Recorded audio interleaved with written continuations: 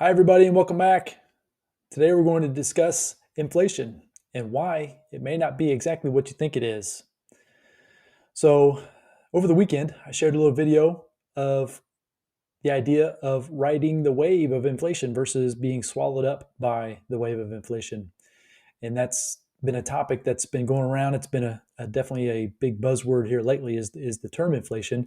And if you don't understand or know what inflation really is, that's where you're going to be in trouble. If you are struggling or thinking about how inflation is a bad thing or how it's going to negatively impact your life, then I would challenge you to think that it's possibly because you just don't understand how to benefit from inflation or even what the term or how or what inflation actually is. So, learning what inflation actually is crucial to your ability to grow financially in this world. If you don't understand what it is, as I mentioned before, you're going to get swallowed up by it. So here I've put up, what is it now, 4 items here to get you started to think about inflation differently than what you've ever been taught. I've been studying inflation for well over a decade now, and I've read a lot of books. I've followed a lot of the economists, just a lot of self-study. And these, when I figured this out early on in my journey, it just flipped everything completely, 360 in my mind as far as how I looked at price inflation. Okay, so price inflation is not the value of the item going up, and we can use anything in the for the word item. It can be a house. It can be I was talking to my daughter just a little bit ago. It can be bananas. It can be anything. It doesn't matter what it is. It's not the value of the item going up. It's actually the value or the purchasing power of the dollar going down. Okay, now sit there and think about that for a second. It's actually the value or the purchasing power of the dollar going down.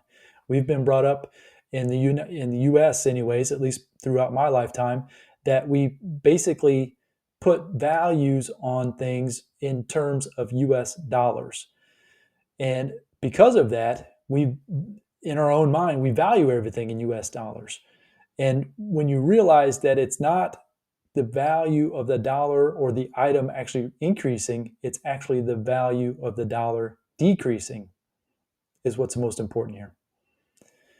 Which means, moving on to step number 3, means that it takes more dollars to buy the same stuff. It becomes a supply and demand. There are more and more dollars chasing fewer and fewer goods and services out in the marketplace.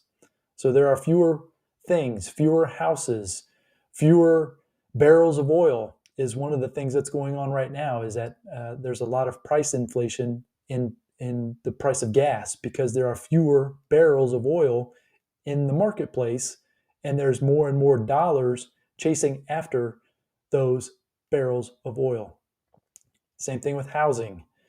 Housing is another example. There are fewer and fewer houses available, but there are more and more dollars or credit, which that's a different topic for another day as far as what credit actually is, but credit and dollars chasing after a fewer amount of goods, which is driving the price of the item, the perceived value of the item up, which is actually the opposite. You need to be thinking of the dollar going down because there's more of them in circulation.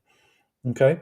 The stuff hasn't changed, meaning the house that I live in, when I bought this house, I it was probably worth about 150,000 15 years ago. Now the house is valued at 300, maybe even more. I don't know. I haven't listed it for sale, but going off of what I'm seeing.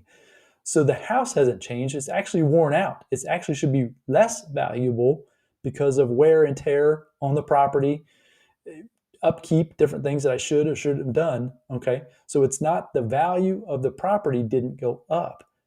It's actually the purchasing power and the value of the dollar has gone down significantly in the time frame that I've owned this house. Now I know that might be a little challenging for you. It takes me a few times of describing and explaining this concept to folks for them to kind of grasp the idea. But when you think about it slowly, and you can record or replay this video as many times as you like, and we can obviously have a discussion about it as well. I'd be more than happy to open the dialogue for the discussion. But what you got to understand the beginning of your uh, ability to move forward in your financial education, which is something I've been discussing here lately within my content.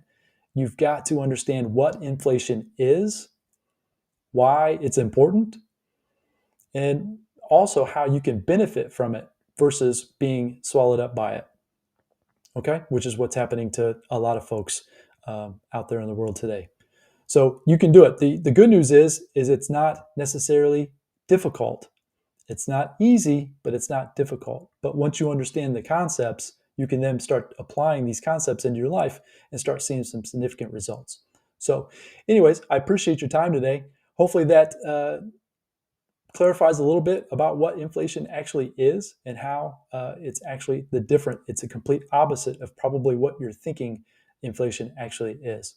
So what I'm actually going to do is I'm actually going to be putting together a training going deeper into inflation, how to calculate as far as the purchasing power of the dollar, how it continues to fall. I have graphs, I have different explanations, I've got notes, I've got lots of notes here that I'm going to be sharing. And I'd like to share that content with you. It's a training that I think that if once you grasp the concepts, you're going to be able to really start taking your financial education to another level, which then will, be able to be stacked upon the other things that I'm going to be showing you in the future. If you don't get these beginning steps, it's going to struggle, or you're not going to be able to keep up with as I keep producing the content moving forward. So at the very bottom of this page, you will see a link. It's actually a URL. It's not a link, actual link. You'll have to type it in, but it's randywilsononline.com/inflation.